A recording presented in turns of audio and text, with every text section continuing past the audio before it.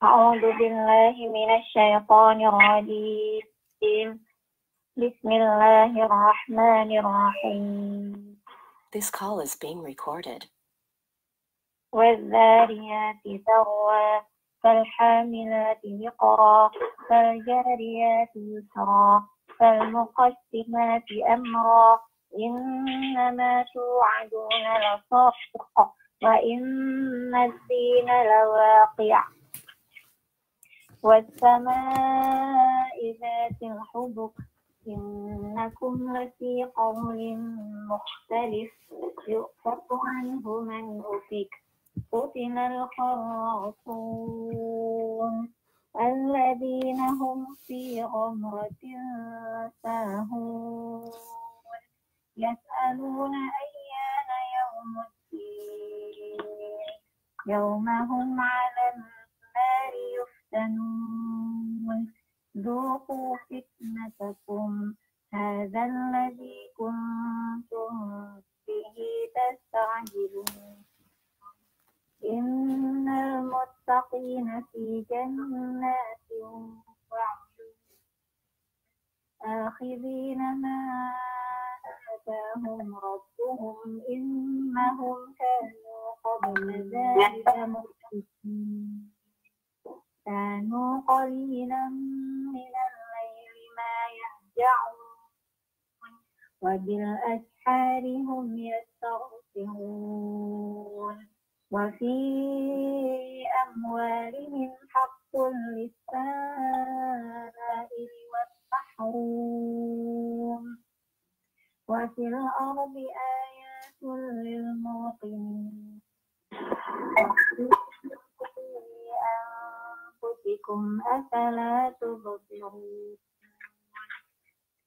Artinya, dengan nama Allah yang Maha Pengasih, Maha Penyayang, demi angin yang menerbangkan debu dan awan yang mengandung hujan, dan kapal-kapal yang berlayar dengan mudah, dan malaikat-malaikat yang membagi-bagi urusan.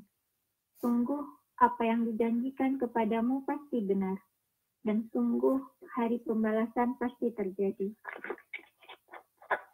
Demi langit yang mempunyai jalan-jalan, sungguh kamu benar-benar dalam keadaan berbeda-beda pendapat. Dipalingkan darinya orang yang dipalingkan. Terkutuklah orang-orang yang banyak berdusta, yaitu orang-orang yang terbenam dalam kebodohan dan kelalaian. Mereka bertanya, kapankah hari pembalasan itu? Hari pembalasan itu ialah pada hari ketika mereka diazab di dalam api neraka.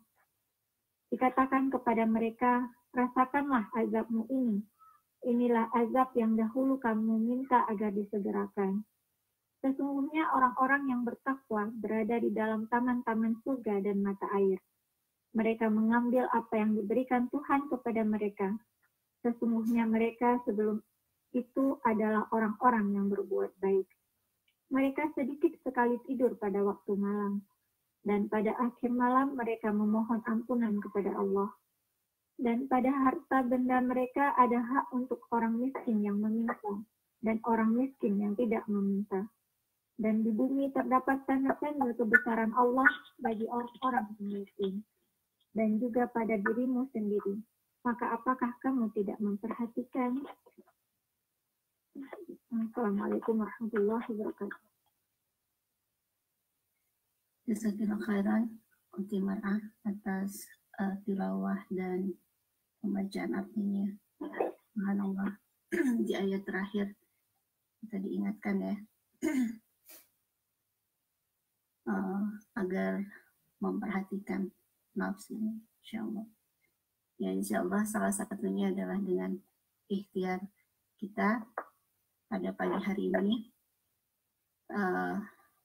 dengan cara memperhatikan nafs kita, insyaallah, dan cita-cita kita adalah juga menjadi orang yang berprestasi di bulan Ramadan ini. Kami menunggu tausiah dari Ustazah Dede. Tafadholi Bu Dede untuk memberikannya. Bismillahirrahmanirrahim. Assalamualaikum warahmatullahi wabarakatuh. Jelas suara saya? Jelas, Bu. Halo. Ya, karena sedang agak flu sedikit, jadi takut kurang jelas. Ya. Bismillahirrahmanirrahim. Alhamdulillahirabbil alamin. Wa bihi nasta'in ala umri wadin wa ala alihi wa sahbihi ajmain. Amma ba'du. Ya ayyuhan nafsul mutmainnah irji'i ila rabbiki radiyatan maradiyah. Fadkhuli fi ibadi wadkhuli jannati. Insyaallah. Sadaqallahul azim. Wa sadaqur rasul wa nahnu ala dzalika minasyahidin. Awadillah rahimahumullah. Hari ini alhamdulillah kita dipertemukan kembali dalam jalasah ruhi. Jalasah artinya kita duduk, ya. Kita duduk untuk mengisi ruhi-ruhi kita. Dan di sini tidak ada yang namanya pembicara dan kemudian tidak ada yang namanya pendengar. Kita semua sama kedudukannya di sini.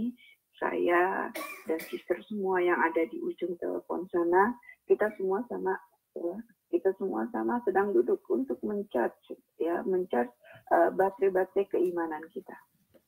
Ada sebuah postingan mungkin, ya, ada sebuah postingan yang cukup pada 2 hari setelah Ramadan, yang cukup tek buat saya, yaitu postingannya berbunyi seperti ini. Ketika baterai handphone kita mau habis, kita semua akan kalang kabut untuk mencari power bank atau mencari outlet untuk mencharge baterai kita. Kita semua akan kalang kabut. Tapi ketika baterai keimanan kita meredup, ya, kita bahkan teramat santai atau bahkan tidak merasakan itu sebuah hal yang harus untuk kita bangkitkan atau kita untuk isi kembali.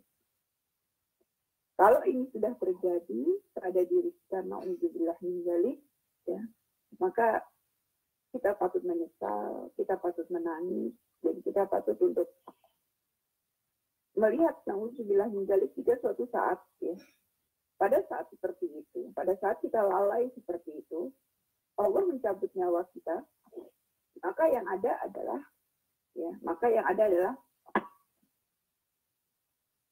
penyesalan dalam diri kita. Ya, penyesalan dalam diri kita. Karena dalam sebuah hadis dikatakan, ya, al-amal bi khawatimihi. Amal itu pada ujungnya. Kita juga pernah mendengar sebuah hadis, ada orang yang sejak dari lahir, ya, dia melakukan berbagai macam pekerjaan yang mendekatkan diri dia kepada surga. Seakan-akan surga itu hanya tinggal sedepa di hadapannya atau sehasta di hadapannya. Tapi kemudian dia melakukan pekerjaan ahlun nar, maka dia masuk neraka. Sama juga dengan sebuah hadis juga, ya, dalam hadis yang sama dikatakan, ya, dia sudah melakukan pekerjaan ahlun nar dan seakan-akan antara dia dengan neraka itu seakan-akan hanya tinggal sehasta.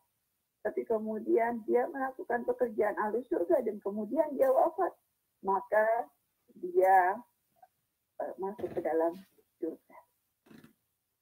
Artinya, ya, dalam 2 hadis ini, ya, hadis yang pertama, al-amal bi khawatimihi, amal itu pada yang dinilai itu akhir. Sementara yang jadi rahasia Allah adalah kita nggak tahu umur kita di mana dan kapan serta berapa. Kita tidak ada yang pernah tahu apakah kita akan wafat saat ini ataukah nanti ataukah pada saat kita sedang berada pada saat yang terbaik, sedang sujud, sedang qiyamul lail, ataukah na'udzubillah min dzalik pada saat kita melakukan kemaksiatan. Na'udzubillah min dzalik. Kita nggak ada yang tahu. Pada saat ini terjadi,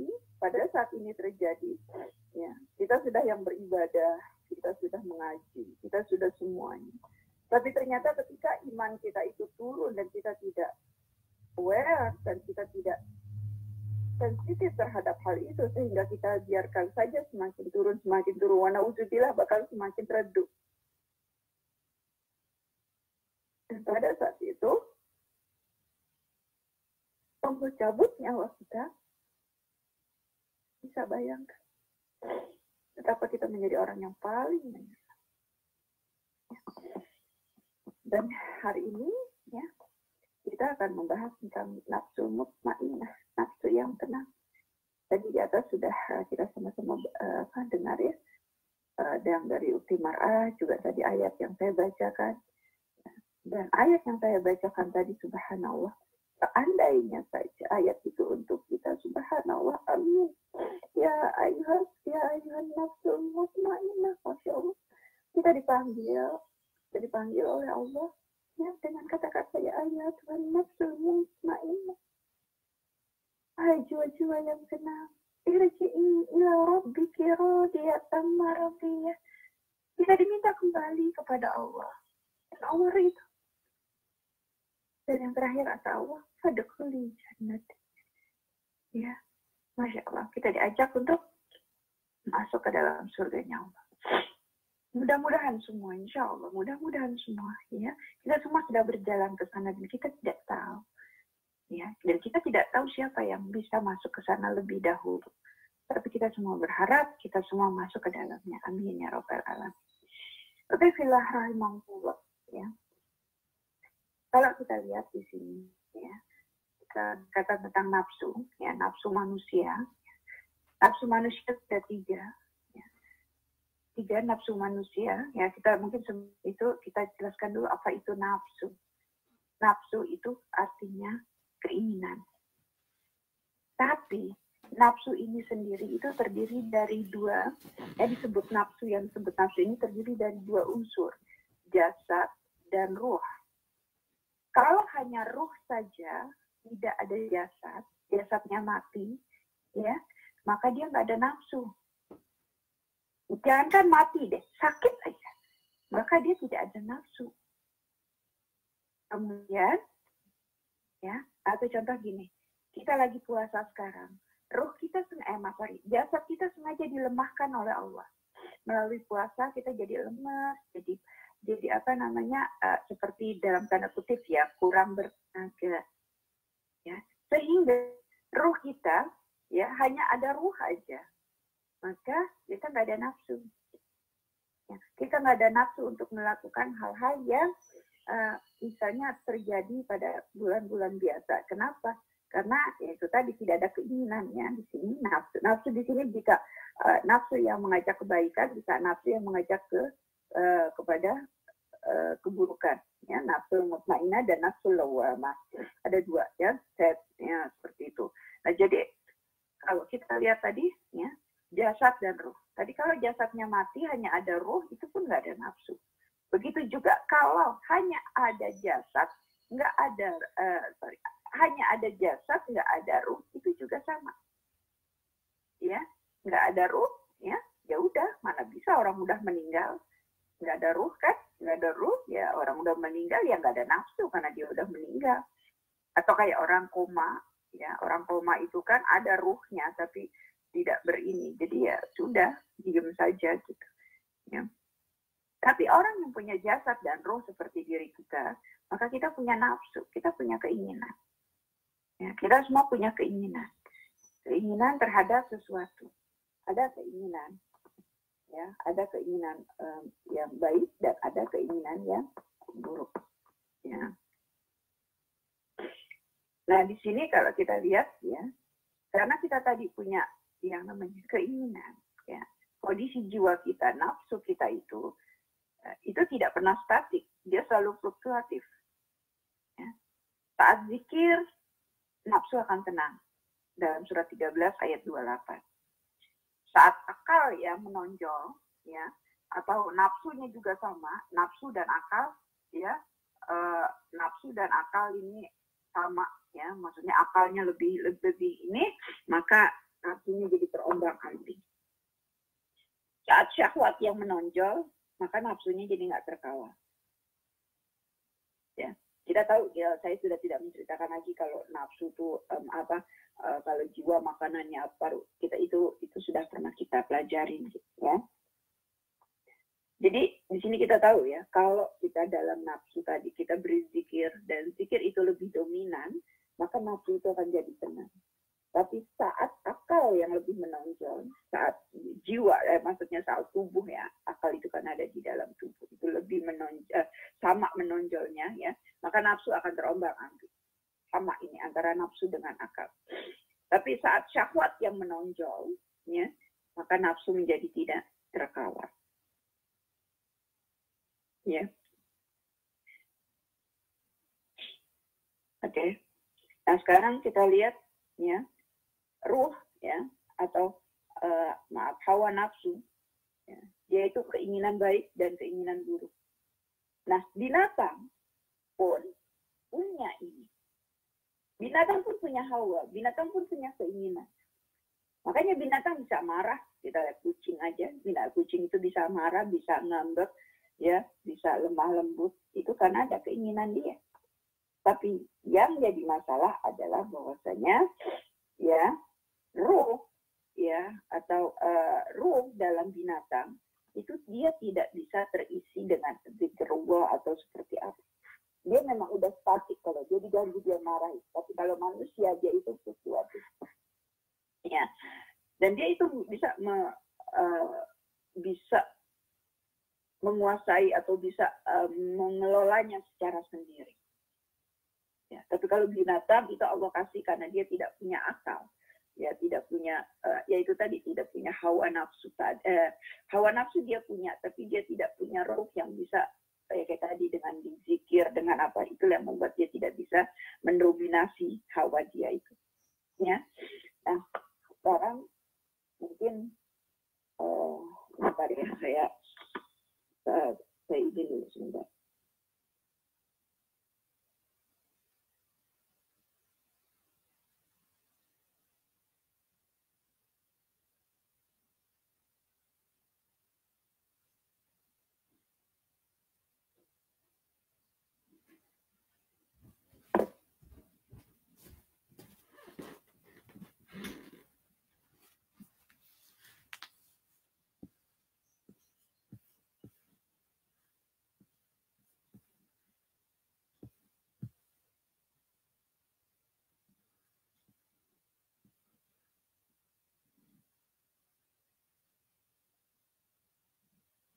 Ya, bismillahirrahmanirrahim. Tadi sampai mana ya? Oke. Ruh yang mendominasi hawa kita. Jadi tadi ada tiga ya. Ketika ruh mendominasi hawa kita, kemudian ruh dan hawa kita itu saling ya, sama kedudukannya, ya saling mendominasi. Dan kemudian yang ketiga, hawa yang mendominasi ruh kita. Ini akan berpengaruh pada jiwa kita. Ya, tapi saya kemungkinan akan membahas dulu ya, akan membahas ketika hawa mendominasi ruh kita. Ya, ketika hawa mendominasi ruh kita, maka yang terjadi adalah syahwat. Ya, yang terjadi adalah syahwat. Dan inilah yang disebut dengan nafsu lawamah. Surat 75 ayat 2. Ya, ini nafsu lawamah di mana ya hawa mendominasi ruh kita. Ya. Pada saat ini, ya, pada saat hawa mendominasi ruh kita, bukannya kita tidak pernah taubat. Saya delete perkataan kitanya. Bukannya tidak pernah taubat. Ya, manusia seperti ini bukannya tidak taubat. Dia taubat. Dia beribadah. Dia taubat, dia beribadah. Tapi kemudian dia juga melakukan dosa kembali. Ada masa-masa dia tersentak. Ada masa-masa dia tersadarkan. Ya, tersadarkan bahwasanya, ada masa-masa dia tersadarkan bahwasanya aku salah nih. Aku harus kembali. Tapi herannya nggak lama kemudian dia melakukan lagi dosa yang sama. Terus seperti itu, akhirnya sampai pada suatu saat dia tidak ada lagi titik untuk kembali. Ini yang disebut dia berdosa, dia melakukan dosa tanpa menyesali perbuatannya. Bahkan dia tenggelam dalam dosa dia. Mungkin bisa dilihat dalam surat 25 ayat 43 atau surat 45 ayat 23. Ya, surat 25 ayat 43 atau surat 45 ayat 23. Ya, pada saat seperti ini, ya, pada saat sudah tidak ada lagi titik pun dalam diri dia, ya sudah ada titik pun dalam diri dia untuk merasakan kembali, ingin kembali kepada fitrahnya, ya, maka inilah yang disebut an-nafsul amaratu bisu, jiwa yang selalu memerintahkan kepada kejahatan, yang lari daripada kebaikan. Dan kalau kita lihat orang-orang seperti ini, ketika hawanya lebih menguasai ruhnya, kita lihat betapa banyak orang yang melakukan perbuatan yang menurut kita mungkin secara akal sehat itu nggak mungkin gitu. Contoh, seorang anak membunuh orang tuanya hanya gara-gara berebutan harta. Ya. Seorang anak yang melakukan atau seorang manusia yang melakukan perbuatannya jahat gitu, ya, yang jahat yang ya seperti meracuni gitu, yang meracuni banyak orang, ya, yang atau yang kayak kemarin deh kalau kita lihat ya di mana di Allahumma sholli Muhammad di New Zealand, ya, dengan enaknya gitu kan menembak orang yang sedang sholat gitu. Ya. Itu kenapa? Karena hawa nafsu dia udah menguasai ruh dia, jadi dia udah nggak berpikir lagi gitu. Seandainya pun yang dia ada di hadapan dia itu adalah bukan manusia pun nggak mungkin melakukan itu. Kenapa? Karena apa? Karena nafsu dia, ya, nafsu dia itu sudah memerintahkan kepada kejahatan. Sudah memerintahkan kepada kejahatan, dan itu seperti sudah benar-benar susah untuk diajaknya gitu. Wa na'udzubillah kalau sampai diri seorang muslim itu seperti ini. Ya, akal sehatnya itu istilahnya udah nggak tahu harus gimana gitu. Ya, nggak tahu lagi harus berpikir bagaimana akal sehatnya gitu. Ini kesalahan ini terjadi karena apa? Karena itu tadi ketika ada panggilan jiwa, setiap manusia itu punya panggilan jiwa. Fitratullah fatarna alaiha. Ya, setiap manusia itu fitrahnya itu mengikuti fitrah Allah, setiap manusia. Allah kasih itu, dan setiap manusia itu pasti ada panggilan jiwa. Tapi kalau panggilan jiwa ini selalu dia ignore, dia tidak pernah ngambil penting dengan panggilan jiwa, akhirnya lama kelamaan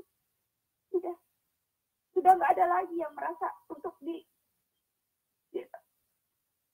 ya, sudah tidak ada lagi yang merasa untuk ya, tidak ada merasa lagi, aduh ini gimana ya, ini benar nggak ada lagi udah, ya, nafsunya itu udah menguasai ruh dia dan juga udah menguasai jasad dia, sehingga apapun yang keluar dari diri dia adalah kejahatan. Orang siapapun yang ingin menasehati dia sudah tidak bisa lagi. Nauzubillah min dzalik kalau kita sampai seperti ini.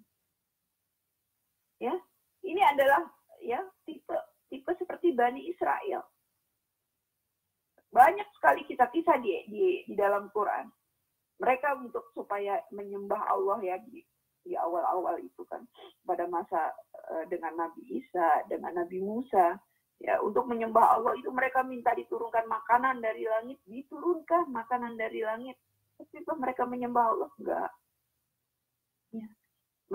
Ketika mereka diajak untuk oleh Musa untuk masuk ke dalam sebuah daerah, mereka bilang kamu aja dulu masuk. Ya, aku tunggu dulu, aku duduk dulu di sini. Dan diturutin, bisa masuk. Ya, mereka duduk-duduk, ternyata begitu menang mereka pun ikut masuk ke dalam. Apakah ketika di dalam mereka menjadi lebih beriman? Enggak. Ya. Bahkan ketika Nabi Musa keluar ya untuk berdakwah dan mereka ditinggalkan, mereka bikin patung ya, ada Samiri namanya. Mereka bikin patung sapi dari emas. Ya, dan itu disembah. Dengan alasan mereka ingin ada sesuatu yang bisa untuk mereka sembah. Kurang apa Allah membuktikan itu? Tapi karena hati mereka, karena hawa nafsu mereka sudah menguasai ruh mereka, maka apapun yang keluar, apapun yang diberikan, udah nggak bisa lagi. Ini kalau hawa sudah mendominasi ruh kita. Kemudian yang kedua adalah ruh dan hawa sama-sama dominan bagi jasad kita ya, bagi yang ini, karena ruh dan hawa itu yang menjalankan ini. Ya. Di sini ketika ada dua, ruh dan hawa ini sama-sama dominan, ya, ini bisa saja, jadi ada seperti ada dua keadaan, ya. Dia menempuh jalan istiqomah, dia beribadah, dia melakukan kebaikan, dia melakukan akhlak-akhlak yang baik.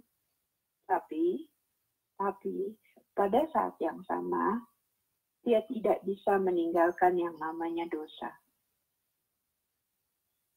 Ya, dia tetap melakukan dosa. Ya, meskipun ketika dia melakukan itu, dia menyesali. Tapi dia tetap bertahan pada kebaikan. Jadi dalam hal yang sama, dalam masa yang sama, selain dia beribadah, dia juga melakukan dosa.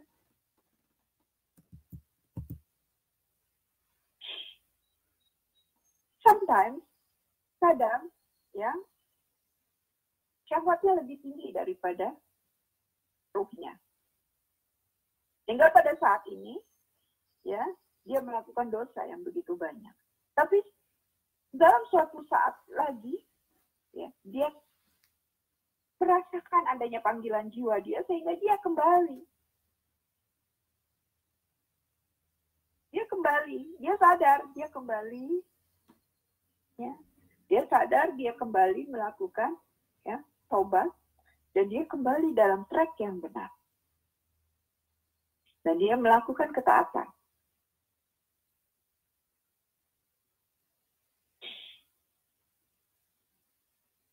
Saya merasa kita mungkin berada di seperti ini. Mungkin bukan kita, mungkin saya. Ya.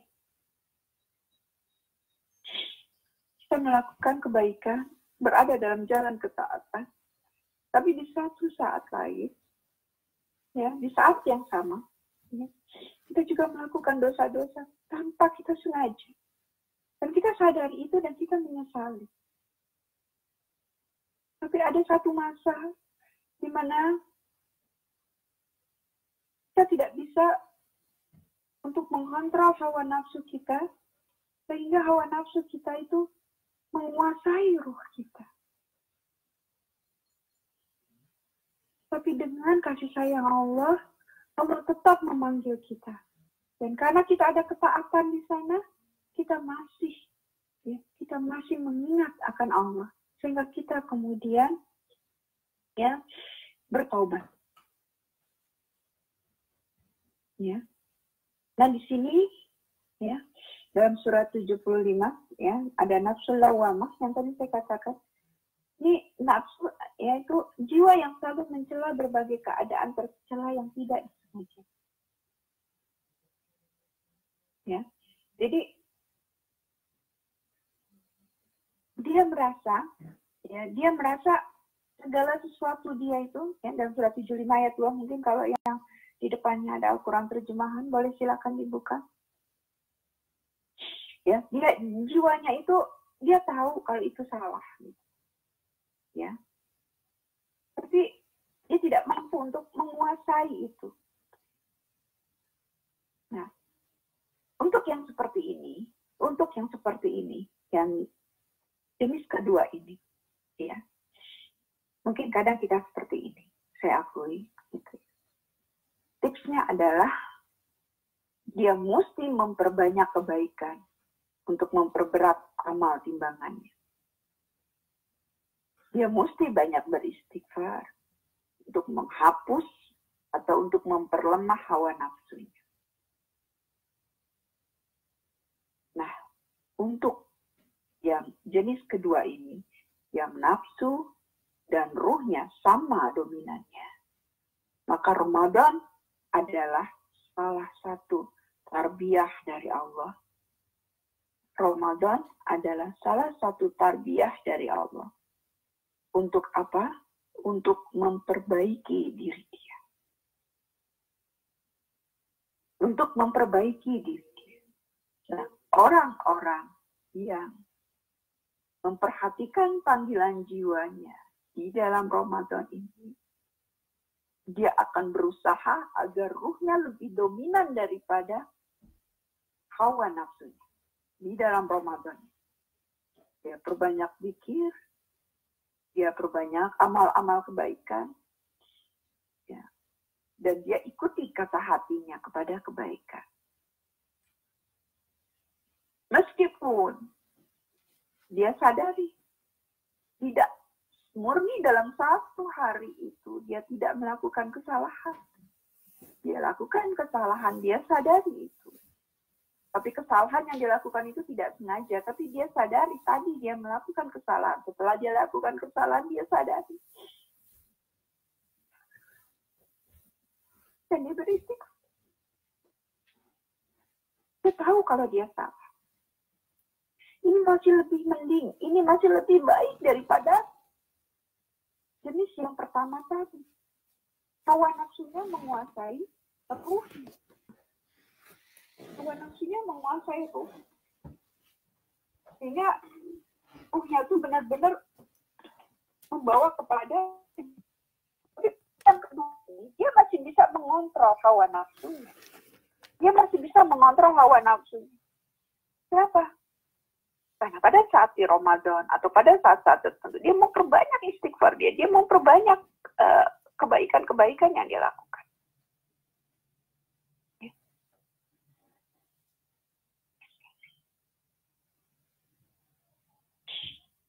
Dan kenapa Allah menjadikan Ramadan ini? Ya, sebagaimana surat yang kita sering baca Ramadannya, output daripada Ramadan adalah takut. Kamu bertakwa. Ya, aku takut, kamu takut. Dan Allah sengaja dalam arti kata lemahkan asupan-asupan yang bisa membuat kita hawa nafsu kita menjadi kuat. Asupan dunia ke dalam diri kita selama Ramadan ini sengaja dikurangi oleh Allah. Ya, sengaja dikurangi oleh Allah dan sengaja ya asupan-asupan ruhi itu sengaja diperbanyak oleh Allah. Contoh ya, pada bulan biasa ya asupan qiyamul lail kita mungkin hanya di malam qiyamul lail setelah kita tertidur atau ketika kita sedang sendiri lah. Ketika kita sedang sendiri. Tapi di bulan Ramadan Allah berikan asupan qiyamul lail itu berjamaah di masjid pula. Kalau yang bisa ke masjid ya, tapi ke masjid mungkin juga dia bisa melakukan. Tapi ada perbedaannya, ada perasaan yang lain di masjid itu melakukan ibadah tarawih. Kemudian ya pada bulan-bulan yang lain ya, Allah menyuruh kita ya untuk berinfak, tapi di bulan Ramadan Allah paksa kita, Allah wajibkan kita untuk berzakat fitrah. Zakat fitrah hanya pada di bulan Ramadan ya, tidak ada di bulan lain. Allah paksa kita untuk berzakat fitrah, wajibkan. Sementara infak menjadi pahalanya lumayan banyak. Ya, Masya Allah, bertambah banyak pahala ketambah dengan infak. Ya. Mungkin pada bulan biasa, Allah mengucapkan puasa pada Senin atau 3 hari di pertengahan bulan. Ya. Tapi pada bulan Ramadan selama sebulan Allah wajibkan kita untuk tiap hari berpuasa. Tentu beda efeknya, beda pengaruhnya. Kenapa? Karena pada saat ini Allah menginginkan kita 1 bulan ini kita seperti masuk ke dalam kawah candra di muka, atau mungkin kalau kita lihat kendaraan kita mungkin ya, kalau kita bisa analogikan kepada kendaraan kita, mungkin saat ini kita sedang berada di bengkel. Kalau ingin memperbaiki keadaan kita untuk menghadapi 11 bulan ke depan, agar apa? Agar kita bisa berlatih untuk ruh kita mendominasi daripada hawa kita. Karena mungkin ketika bulan Rajab, bulan Sya'ban atau sebelumnya ya Zulqa'dah, Rabiul Akhir, Rabiul Awal, Jumadil Akhir mungkin kita udah seperti itu ya. Mungkin ruh kita itu jangan-jangan ya hawa nafsu kita udah menguasai ruh. Karena perjalanan dari Ramadan udah terlalu lama gitu ya. Jadi makin lama mungkin na'udzubillah min zalik mungkin ya. Arwah ruh nafsu kita itu lebih menguasai ruh. Sehingga Allah tanbih itu Allah kasih peringatan kita, kasih lonceng kita di bulan Rajab, di bulan Sya'ban. Di bulan Rajab Allah kasih kita dengan apa? Dengan bulan haram. Bulan Rajab itu bulan haram. Kemudian bulan Sya'ban, bulan di mana kita juga menghadapi untuk Ramadan. Ya, kita tahu ada doanya meskipun itu dari hadisnya lemah ya. Allahumma barik lana fi Rajab wa Sya'ban wa balikna Ramadan. Ya. Itu kita dengan doa seperti itu, kita udah mempersiapkan diri kita. Nah, di bulan Ramadan Allah beri kita itu. Sehingga begitu nanti insya Allah di bulan Syawal. Kenapa disebut bulan Syawal? Karena itu artinya pertumbuhan, numu. Syawal itu artinya pertumbuhan, numu. Itu agar Allah menginginkan, ya, la'allakum tattaqun. Agar kita menjadi orang yang bertakwa. Dalam arti, ya, syahwat kita itu kalah. Dominannya dibandingkan ruh kita. Ruh kita yang mendominasi syahwat kita. Allah latih kita di bulan Ramadan ini. Karena Allah tahu, ya, ruh dan syahwat kita kadang masih bergantian menguasai diri ini. Ya. Nah, sekarang ya kita kepada inti poin daripada acara kita hari ini, yaitu tentang nafsul mutmainnah. Nafsul mutmainnah, ya. Nafsu mutmainnah adalah orang-orang yang ruhnya itu memang mendominasi nafsunya. Ruhnya itu mendominasi nafsunya. Ini orang-orang yang subhanallah. Mungkin dalam surat Al-Waqiah inilah yang disebut dengan sabiqun as-sabiqun. Ya, jenis orang yang pertama, ya, sabiqun as-sabiqun, orang-orang yang cepat. Orang-orang yang cepat kalau Allah berikan dia apapun, kalau Allah minta apapun dari dia, dia orang-orang yang sur'atul istijabah. Orang-orang yang cepat menjawab, ya, orang-orang yang cepat menjawab apapun yang Allah berikan kepada dia. Ini ada subhanallah, ya. Orang-orang yang benar-benar ruhnya itu lebih mendominasi daripada nafsunya dia. Ya, di sini ada sebuah definisi daripada nafsul mutmainnah adalah keadaan orang yang jiwanya tenang kepada Allah Subhanahu wa Ta'ala sehingga ia menerima perintahnya dan bertawakal kepadanya. Jiwa yang tenang dan yakin bahwa Allah adalah Tuhannya, maka ia tunduk kepadanya. Jiwa yang meyakini dan tenang dengan pahala Allah. Jiwa yang ridho dengan ketetapan Allah. Siapa yang bisa kita lihat dari keadaan ini? Contoh apa yang bisa kita lihat? Siapa contoh yang bisa kita lihat? Anda ingat peristiwa Nabi Ibrahim. Nabi Ibrahim alaihissalam meninggalkan istrinya Siti Hajar di padang pasir hanya berdua dengan anaknya, dan saat itu perbekalan sudah hampir habis. Bahkan sudah hampir habis, sudah mau habis benar-benar, sudah habis bisa dibilang. Tapi pada saat itu Allah memerintahkan Nabi Ibrahim untuk meninggalkan istrinya. Apa yang dikatakan oleh istrinya? Kenapa engkau meninggalkan aku di sini? Nabi Ibrahim hanya menjawab, ini adalah perintah. Apakah ini perintah dari Allah? Nabi Ibrahim menjawab, iya. Apa yang dilakukan oleh Hajar? Kalau ini perintah dari Allah, aku tenang. Aku yakin Allah tidak akan membiarkan aku di sini kalau ini adalah perintah.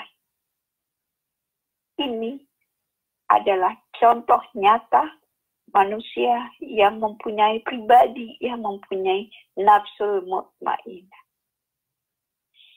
Begitu yakin dia, ya. Padahal secara akal sehat nggak mungkin sendirian, nggak ada apa-apa. Sampai dia harus berlari 7 kali antara Safa dengan Marwah untuk memberikan air, karena air susu dia sudah habis, dia juga sudah kehausan. Tapi dia yakin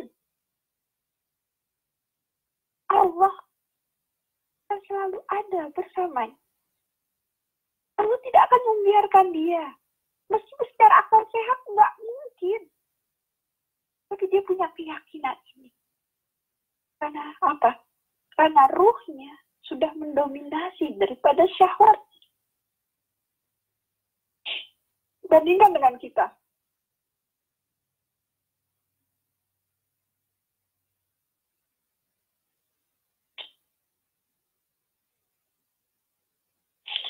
Banyak masih mengeluh dengan keadaan yang kadang nggak sesuai dengan yang kita inginkan.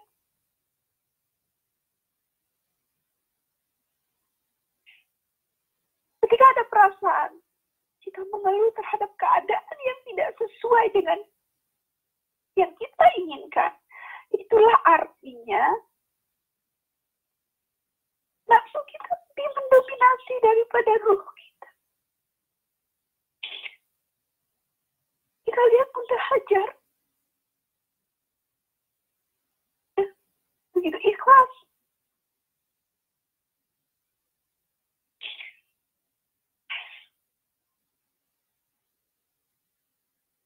Lihat contoh lain. Ya. Penghulu wanita di surga. Ibunda Siti Khadijah radhiyallahu anha. Maka jiwanya begitu tenang. Ruhnya benar-benar mendominasi daripada hawa nafsunya. Seseorang yang reda kehilangan hartanya yang menurut orang mungkin 7 turunan tidak akan habis. Tapi belum pun 1 turunan. Ya, sampai dia tidak mewariskan harta ya untuk anak-anaknya.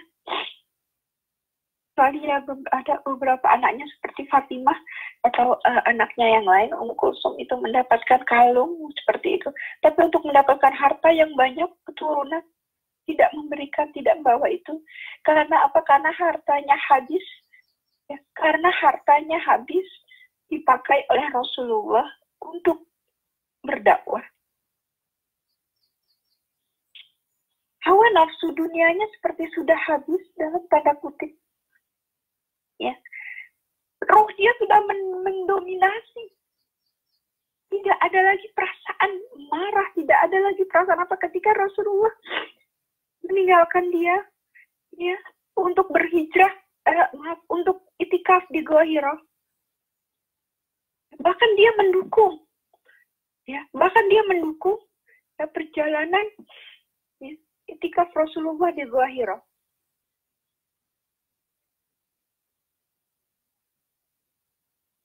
Yang sudah tentu Rasulullah ketika itikaf di Gua Hira tidak bisa membantu beliau.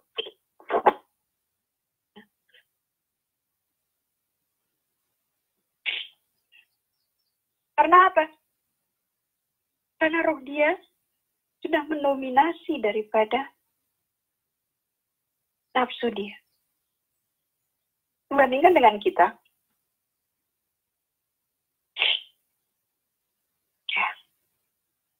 Bandingkan dengan diri kita sendiri.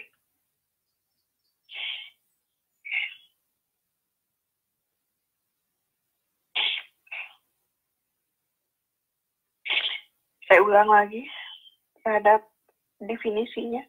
Nafsu mutmainnah ini jiwa yang tenang dan yakin bahwa Allah adalah Tuhannya, maka ia tunduk kepadanya. Jiwa yang meyakini dan tenang dengan pahala Allah. Jiwa yang ridho dengan ketetapan Allah. An-nafsul mutmainnah ini, ya, dia selalu istiqomah di atas taubatnya hingga akhir kehidupannya. Dia sadar tentang kekurangan diri dia. Dan dia selalu menjadikan Allahu ghayatuna sebagai benar-benar tujuan daripada diri dia. Ketika ada dua kepentingan, selalu dia akan lihat Allahu ghayatuna. Apa tujuan dia? Maka ketika dia tahu yang inilah yang paling mendekati kepada Allah, yang lain, meskipun hawa nafsunya meminta, itu selalu terkalahkan oleh dia. Tapi dia juga sebagai manusia, dia juga pasti ya, seperti tadi ada dua kepentingan. Dia juga tidak dapat terlepas dari perlawanan hawa nafsu dia. Tapi dia tahu bagaimana mengalahkan hawa nafsu dia. Dia adalah tipe orang-orang yang mujahadah. Ya. Mujahadah dalam hal apa? Dalam berperang. Untuk mengalahkan hawa nafsu dan memenangkan ruh. Ya. Untuk memenangkan ruh ke dalam diri dia. Ya. Dan kalau kita lihat di sini, ya, banyak hal-hal yang mungkin bagi kita itu nggak masuk akal. Tapi ternyata bisa. Ya. Kita ambil contoh aja. Ambil contoh ya. Ambil contoh. Ini terjadi ya. Terjadi sekarang ini. Terjadi baru ya. Ada seorang anak yatim piatu dia. Ibu bapaknya teman saya. Ya. Ibunya lebih dahulu meninggal karena penyakit leukemia. Kemudian tidak lama kemudian tinggal bapaknya. Setelah itu bapaknya menikah lagi ya dengan sahabat saya juga ya, dengan sahabat saya juga ini akhwat di Aceh ya, dengan sahabat saya. Tapi tidak lama kemudian setelah bapaknya memberikan ibu baru bagi anak-anak mereka ya, bapaknya pun Allah panggil ya, bapaknya pun Allah panggil ya, dengan penyakit ya, sakit, kemudian sehingga mereka menjadi yatim piatu, tapi Allah tidak membiarkan mereka sendirian. Allah berikan mereka ibu sambung yang subhanallah baiknya. Dan di Ramadan kali ini salah satu anak beliau, ya, anak almarhum dan almarhumah, tapi sekarang sudah ya. Jadi teman saya ini yang menjadi ibu sambungnya, dia punya tujuh anak yatim yang dia naungi ya. 5 daripada anak almarhum dan almarhumah, sementara 1 dari anak dia dengan suaminya yang pertama. Jadi ini juga suami yang ini, jadi suami yang pertama dia pun meninggal, kemudian dia menikah lagi, kemudian juga meninggal lagi hanya setahun. Jadi dia bisa merasakan kehidupan suami istri itu cuma setahun.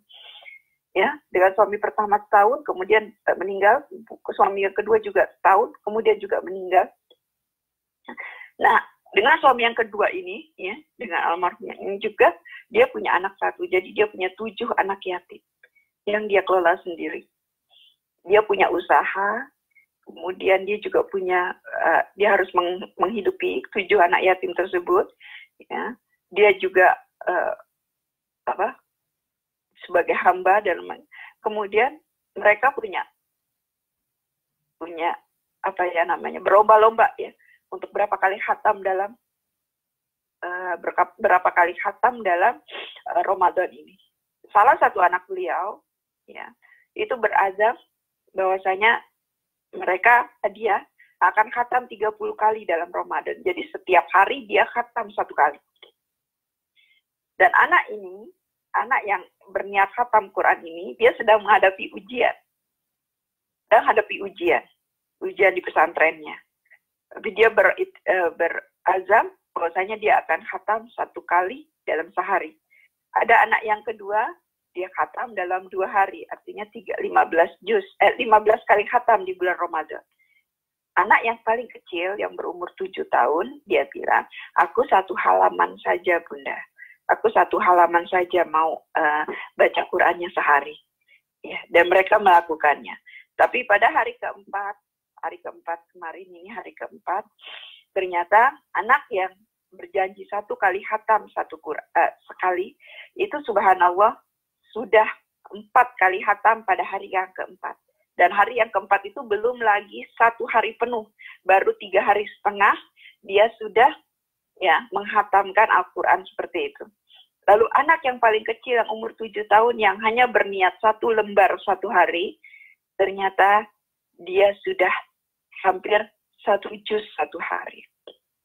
Jadi sudah hampir 3 juz dalam hari yang keempat. Ya. Apakah mereka tidak bermain? Mereka bermain. Saya tanya langsung, mereka bermain. Ya. Apakah mereka tidak belajar? Dia lagi ujian. Mereka tetap belajar. Ya. Dan saya tanya, apa yang dikurangi? Ya, mungkin kita jiwa keibuan kita, gimana dia gitu. Ya, keibuan kita akan bertanya, nanti dia sakit apa? Ya, dia bilang, ya, dia mengurangi tidurnya. Sakit enggak? Tidak, gitu. Ya, apa yang dia bilang? Masya Allah, ya, ini kan hari keempat kemarin di Indonesia ya, barusan, sorry. Ya, dia bilang, Masya Allah bunda, kata anaknya. Bundanya juga sama seperti kita. Takut anaknya nanti kalau kurang, bukannya nggak tidur ya, tapi kurang tidurnya gitu, nanti sakit gitu. Tapi dia bilang, bunda, ya alhamdulillah kakak, ya ujiannya kemarin semuanya bunda, kakak minta tolong gitu ya, sama Ustadz memeriksa duluan, ternyata nilainya full. Semuanya betul. Insya Allah. Ya, berarti dia belajar juga. Ya. Makanya hari ini Masya Allah.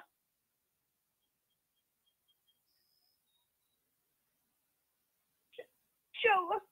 Hari ini saya benar-benar mendapatkan pelajaran yang amat sangat.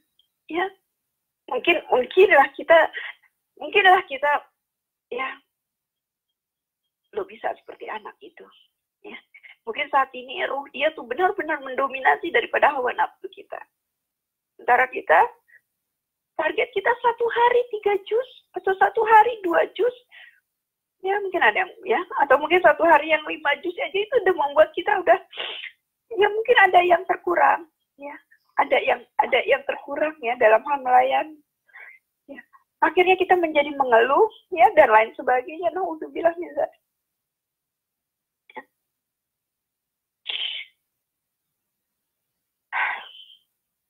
Ya, itu adalah nafsu lawamah. Kenapa bisa terjadi seperti ini? Gimana melatihnya? Ya, melatihnya ini yang terakhir, ya, bab terakhir. Gimana melatihnya untuk kita bisa mendapatkan nafsu mutmainah seperti ini? Sampai, Masya Allah, sampai suatu saat nanti mungkin, ya, Allah akan memanggil kita dengan ya Tuhan nafsu mutmainah. Apa? Ternyata cuma 1. Zikir. Ya. Ternyata cuma 1 kuncinya, zikir. Perbanyak zikir. Perbanyak zikir. Ya, perbanyak zikir. Maka nafsumu akan menjadi lemah. Ya, mutmainnah qalbi, ya. Karena sesungguhnya dengan berzikir itu, ya, kita akan hati menjadi tenang. Ya. Sesungguhnya dengan berzikir, hati akan menjadi tenang. Dan hati yang tenang itu adalah hati yang mutmainnah. Ya. Ada beberapa banyak buku yang mungkin kita pernah baca. Ya. Bahasanya mendawamkan itu membiasakan zikir. Ya. Itu akan subhanallah, akan membuat kita menjadi lebih tenang. Ya. Mendawamkan zikir itu, mendawamkan itu artinya membiasakan zikir, itu akan membuat hati menjadi tenang. Yuk, mari sama-sama, saya pun mengajak pada diri saya sendiri, sama-sama mungkin hari ini, ya, kita punya target, ya, kita punya target zikir kita hari ini berapa. Ingat, ya, kita jangan sampai terbawa kepada kata-kata yang seperti ini. Itu memang ada dalilnya, ya, memang ada dalilnya zikir harus 1000, harus ini, gitu. Itu target pribadi. bukan target untuk orang. Kita tidak boleh jika itu mentargetkan untuk orang. Dalam arti kata di sini mentargetkan, kamu harus 1000 kali ya, kalau enggak maka kamu dosa. Nah, itu yang enggak boleh. Tapi kalau untuk mentargetkan diri sendiri silahkan. Mungkin ya yang ikut dalam halakoh insis, mungkin yang ikut halakoh insis itu ada checklist harian di situ. Ya, ada checklist harian, dan itu kita lihat ada zikir, mendawamkan zikir, istighfar, ya, selawat atau apapun namanya. Ya, itu kita dawamkan, itu untuk kita sendiri, bukan untuk orang lain. Ya.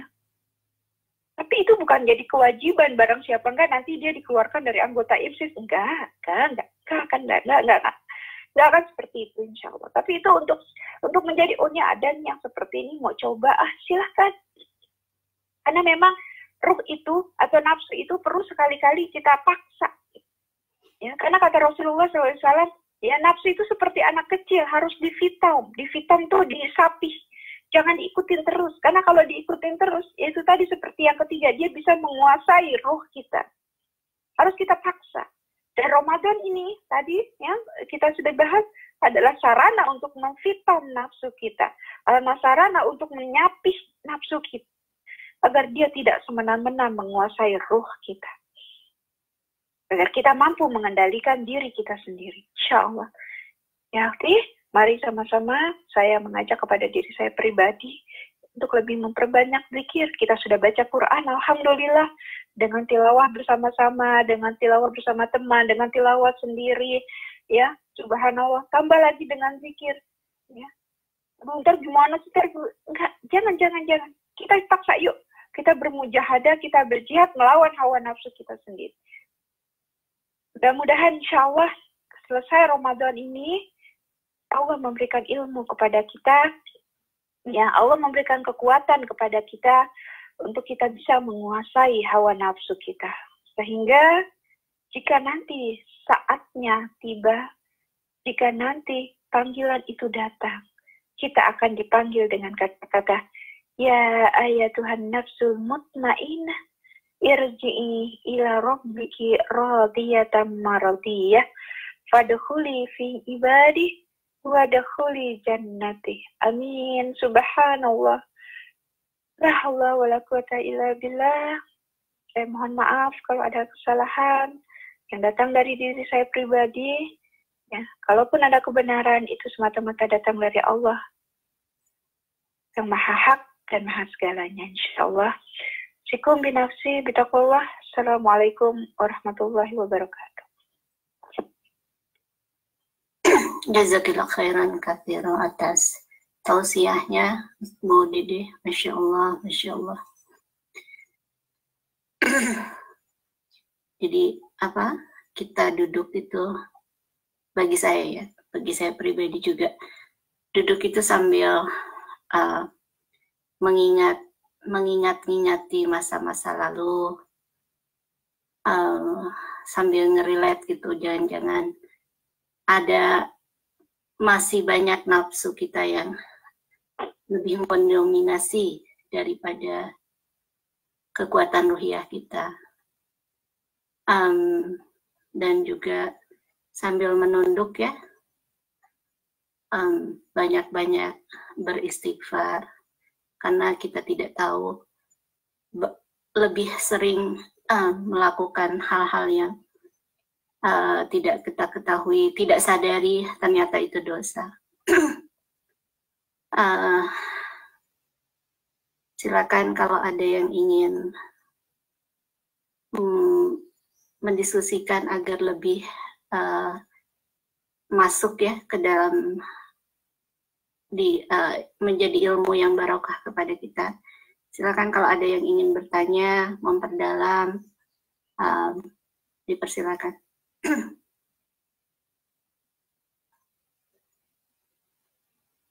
Saya unmute.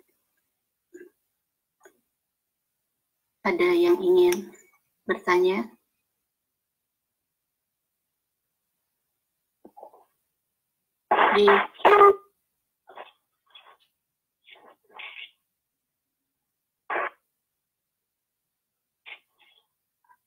Assalamualaikum warahmatullahi wabarakatuh. Waalaikumsalam. Umi, saya mau nanya, ada nggak doa yang untuk bisa mengelola nafsu dari segala macam hal nafsu, untuk makan banyak, atau berbicara banyak, atau berpikir yang banyak, jadi supaya kita lebih bisa lebih stabil gitu. Boleh share mungkin ada doanya, Umi? Terima kasih. Ada, insya Allah nanti doanya insya Allah saya share ya. Doanya seperti ini. Mana tadi? Lupa. Ya nanti insya Allah saya share. Ada. Allahumma ini as'aluka nafsan bika mutmainah tu'minu biliqa'ik wa taqsa bi qada'ik wa taqna'u bi ata'ik. Ya Allah, aku memohon kepadamu jiwa yang tenang kepadamu, yakin dengan pertemuanmu, ridha dengan ketetapan, dan qanaah dengan pemberianmu. Ini adalah doa ini dibaca jika kita merasa ya ada sesuatu yang tidak pas dengan keinginan kita.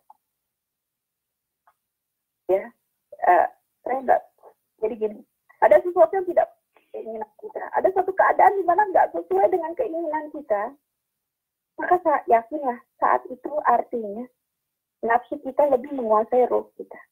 Saat ini, untuk menimbang ini jalan yang Allah berikan kepada kita, ataukah hanya ini terbawa nafsu kita, baca doa ini. Allahumma as'aluka nafsa bika mutmainah tu'minu biliqa'ik wa tarada biqada'ik wa tasna'u bi'ata'ik. Nah, setelah baca doa ini, kita istighfar banyak-banyak. Setelah istighfar banyak-banyak, kita bisa menimbang ya mana ya jalan yang ke arah Allahu ghayatuna. Mana jalan yang ke arah Allah? Mana jalan yang ke arah Allahu ghayatuna? Maka kalau ada jalan, kita rasa jalan ini tapi agak sulit, kita yakin ini nggak sesuai dengan keinginan kita. Tapi kita ada keyakinan walaupun sedikit ini kayaknya jalan yang Allah tentukan, tapi kayaknya nggak sesuai dengan keinginan kita, gitu, nggak sesuai dengan syahwat kita. Kita ambil jalan yang ini. Kita sampingkan jalan syahwat kita. Ya, sama seperti halnya kita ingat kisah Siti Hajar tadi. Ya, kita ingat kisah Siti Hajar tadi. Ya, dia sampingkan rasa dia ketika dia cuma mendengar ini perintah dari Allah. Ketika dia mendengar ini perintah dari Allah, dia langsung berkata, sami'na wa ata'na. Selesai. Ya, itu artinya jiwa kita, ya, roh kita sedang mendominasi daripada syahwat kita. Saya yakin ini sulit. Saya mungkin bisa bicara seperti ini karena saya sedang berteori. Tapi jika pada suatu saat saya dihadapkan, saya bicaranya saya tidak bicara atas nama Antuna, tapi saya bicara atas diri saya. Jika tanpa sadar, mungkin jiwa saya sedang yankus, iman saya sedang turun, ya, dan tidak bisa membaca mana yang nafsu, mana yang ruh, mana yang panggilan Allah. Pada saat inilah jika akal kita diminta untuk berpikir, untuk menimbang mana yang terbaik. Karena itu doa ini kita baca, ya, doa ini kita baca untuk lebih menguatkan hati kita. Selain ya, ada satu doa yang ini dibaca setelah tasyahud akhir. Doa yang dibaca setelah tasyahud akhir sebelum salam. Ya. Tapi ini tidak boleh dilafazkan. Ini bacanya dalam hati. Ya, kalau yang dilafazkan itu yang memang diajarkan oleh Rasulullah. Tapi ini dibolehkan oleh sebanyak ulama untuk dibaca setelah tasyahud akhir. Yaitu, ya kan, kalau yang doa yang diajarkan oleh Rasulullah kan, Allahumma inni a'udzubika min fitnatil wa mamat wa min fitnatil azabil qabr wa min fitnatil masihid dajjal. Itu ya, itu doa yang diajarkan Rasulullah yang dibaca setelah habis tasyahud akhir. Tapi ini ada ada lagi satu doa yang memang banyak ditunjuk oleh para ulama ya, para alim ya, itu adalah aku jadi lupa doa yang tentang hati. Ya muqallibal qulub tsabbit qalbi ala dinik, ya musarrifal qulub sarif qalbi ala ta'atik. Subhanaka la ilma lana illa ma 'allamtana innaka antal alimul hakim. Ini surat Al-Baqarah yang tadi subhanaka la ilma lana itu di ayat surat Al-Baqarah. Saya lupa ayat berapa. Ya. Subhanaka la ilma lana illa ma 'allamtana innaka antal alimul hakim. Ini doa yang dibaca oleh malaikat ketika malaikat disuruh Allah untuk membacakan nama-nama yang ada di hadapan setelah Allah mengajarkan nama-nama kepada Nabi Adam. Kalau nggak salah di lembar 1, di halaman ketiga surat Al-Baqarah, ya, di halaman ketiga atau di halaman keempat surat Al-Baqarah, ya, itu ada doa ini. Subhanaka la ilma lana illa ma 'allamtana innaka antal alimul hakim. Maha suci Engkau, ya, yang mengetahui apa-apa yang tidak aku ketahui. Ya, semuanya Engkau yang maha mengetahui. Bismillah, lakukan itu. Kalau kita ingin ada ketetapan, kita ada kebingungan. Ya, mungkin yang sekarang yang ibu-ibu, maaf kalau saya agak melenceng, tapi boleh ya saya tambahkan sedikit. Mungkin di antara kita ada yang bingung, anak kita mungkin mau minta kuliah di luar state atau gimana, kita bingung untuk melepas dia bagaimana, ini gimana, anak kita mau pergi keluar atau gimana, kedepannya sanggup nggak untuk ini membiayai dia. Lalu banyak yang semua kita nggak tahu, ya. Atau mungkin anak kita ada yang sedang propose, ada mau seseorang ini, Umi boleh nggak gitu ya. Kita selain sholat istikharah, kita juga nggak tahu apakah calon yang dipropos anak ini tuh baik bagi dia, baik bagi kita, baik bagi agamanya. Nanti kita mungkin kita takut syahwat kita yang bermain. Karena kalau syahwat kita yang bermain, na'udzubillah. Ingat, syahwat nggak mengetahui akhir daripada sebuah urusan. Yang mengetahui akhir dari sebuah urusan itu Allah. Karena itu, ya, kita ingin hati kita tenang dalam memilih sesuatu, jiwa kita tenang. Ketika kita lebih mendahulukan ruh, maka doa ini yang tadi ya, insya Allah akan saya share. Lalu kemudian kita juga minta hati kita selalu ditetapkan dalam agama, minta ditinggikan dalam agama kita, ya, dan juga kita berdoa tadi, subhanaka la ilma lana illa ma 'allamtana innaka antal alimul hakim. Ini adalah doa kepasrahan yang memasrahkan urusan kita pada Allah. Seperti itu, Mbak. Jazakallah khair, Umi. Alhamdulillah. Berikutnya ada lagi yang ingin bertanya, silakan.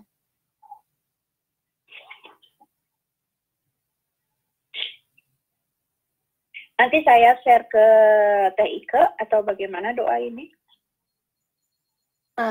Bisa, atau di komen di Insta Sister, Bu Dede. Di mana itu? Kolom. Iya, Facebook.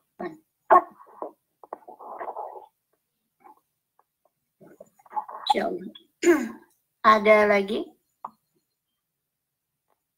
Mungkin cukup, insyaallah ya. Mudah-mudahan. Jadi banyak hal. Ini kalau bicara makanan, ini daging semua ya. Kalau berbicara harta, ini harta karun. Subhanallah. Jadi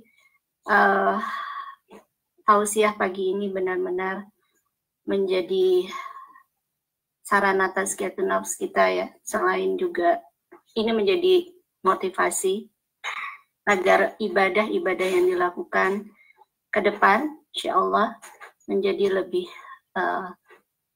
bermakna. Ayat demi ayat yang dibaca menjadi lebih bermakna, dan insyaallah kita yakin Allah akan memberikan balasan ya berupa hikmah insyaallah kepada kita semua. Ada satu nasihat dari ulama. Barang siapa yang mengamalkan apa yang telah dipelajarinya, Allah akan menganugerahkan kepadanya pengetahuan yang belum diketahui. Insya Allah ini bisa kita coba ya, rasakan setiap kita langsung mengamalkan apa yang sudah kita pelajari, kita dengar sebagai nasihat, maka insya Allah Allah akan memberikan kemudahan jalan bagi kita untuk istiqomah, untuk menuju cahayanya, dan akan diberikan hikmah, ya, pengetahuan yang belum kita ketahui, Allah akan berikan. Allahumma la ilma lana illa ma'alamtana. Insya Allah kita yakin Allah yang maha mengetahui, maka akan Allah berikan juga kepada kita. Dan insya Allah target-target yang kita inginkan, ya, agar prestasi kita agar kita menjadi orang yang berprestasi, menjadi orang yang kelak akan dipanggil dengan ya ayyatuhan nafsul mutmainnah ini. Amin, amin.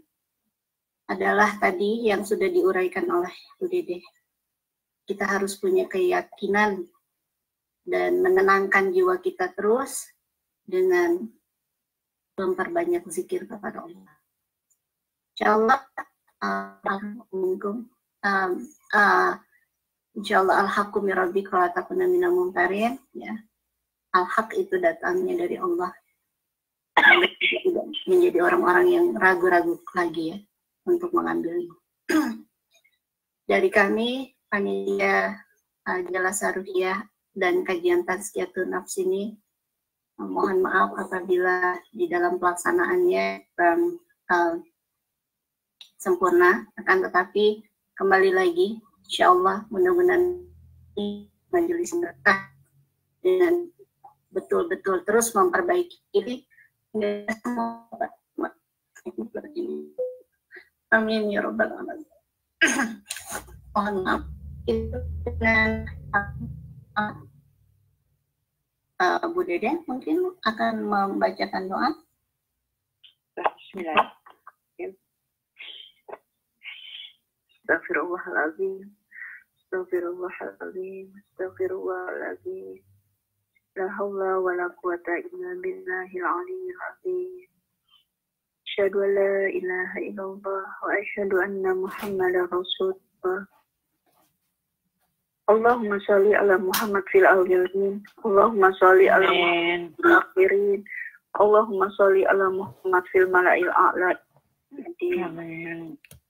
La haula wa la quwata illa billahil aliyyil azim.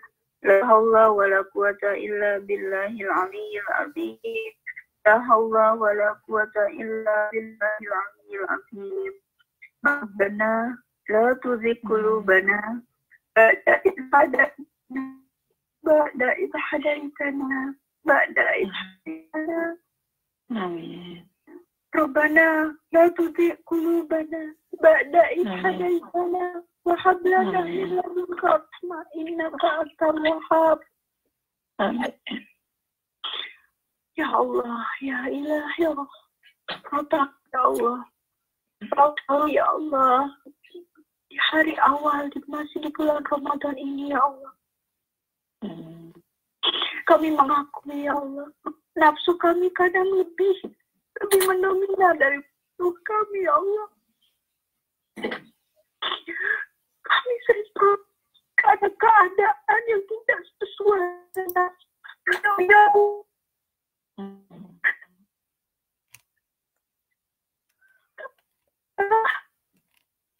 Keadaan yang tidak sesuai dengan keinginan kami, ya Allah.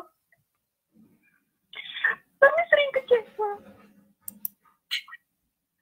Hasil yang kami harapkan tidak sesuai dengan usaha yang telah kami lakukan. Ampuni kami, ya Allah. Ampuni kami, ya Allah. Astagfirullahaladzim. Astagfirullahaladzim. Kami lupa. Kalau Engkau yang maha segalanya. Engkau maha qadir. Engkau yang maha menentu. Engkau yang maha mengetahui semua yang akhir daripada kehidupan ini. Sesuatu yang baik bagi kami belum tentu bagimu, ya Allah. Tapi sesuatu yang baik bagimu sudah pasti yang terbaik bagi kami, ya Allah. Karena itu, ya Allah, jadikanlah kami orang-orang yang tenang terhadap qada dan qadarmu, ya Allah. Bantu kami, ya Allah. Bantu kami, ya Allah, untuk ikhlas menerimanya. Walaupun itu tidak sesuai dengan hawa nafsu kami, ya Allah. Bantu kami, ya Allah. Ya Allah, ya Ilahi, Engkau yang mengetahui segalanya, ya Allah. Engkau yang maha menguasai semua apa yang ada di bumi ini, ya Allah. Berikan, ya Allah. Berikan padaku, pada keluargaku, pada pasanganku, pada orang tuaku.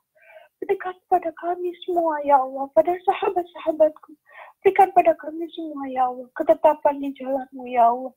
Dan wafatkan kami dalam keadaan husnul khatimah.